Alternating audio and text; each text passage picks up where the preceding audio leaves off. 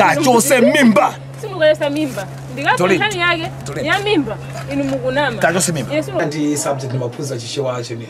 Ndati mwaswera bwanji. Ndaswera gani? Ndaswera. Ndipafali puse bambo mgwazi wa. Tolini. Ukufuna jani kuno? Iwe nakuza kuti kuyambira lero pano sipa khoma pako ya. Julio tabwera.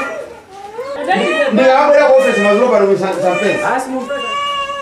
Answer my question. Sivena wabanga mpaki mwanga wabanga mchanga. Basi furukuru mpaki mwanga mukukanika ukazi kantima basi ndikona manje fusasa ndi masiku ano why is I don't pick up your calls. Yabo no baby. Uma floka ndazi muna ngati. Why double crossing me? Nkanya yeso ndi. You asking me nkanya yakeji? Text you ndiye yacho babo. Asanga buno buno hapa, namba pesa ndanga sanga. Kitani. Yozipita nenzipita. Full stop. Ndramo zaja. No big deal. Ndramo zaja. Service. Maseke sibenda basa wewe. Nothing else. What's the meaning of this?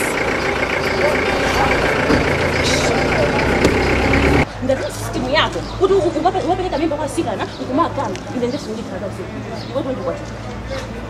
Wewe amuna anga. Chris, amuna anga. Point of correction. Amuna atu. Akubasani niyo mimba.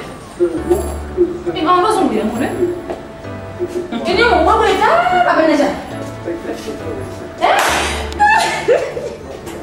Every single thing a wife is supposed to do to her husband. And this is the way you pay me back. Where did I go wrong? I'm gone. I'm leaving.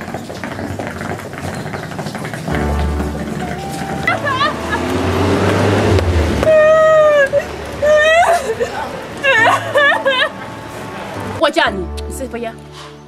Litike voice langa chifukwa chani mbuzi wewe. We married. Get him out! Gani! Gani!